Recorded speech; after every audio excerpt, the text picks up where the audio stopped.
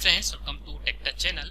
Today I am going to show you in this video how to remove and reinstall Microsoft Edge browser in Windows 11 PC. So before we start the video, please subscribe my channel for more interesting video.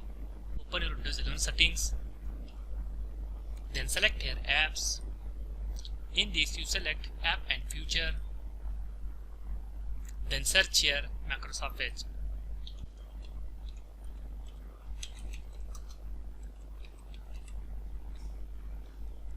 Click on three dots, click on modify, click on S. You can see here repair Microsoft Edge. Repairing Microsoft Edge requires on internet connection and will reinstall the browser.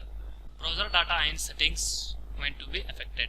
Then click on repair. It will take some time. Wait for completion.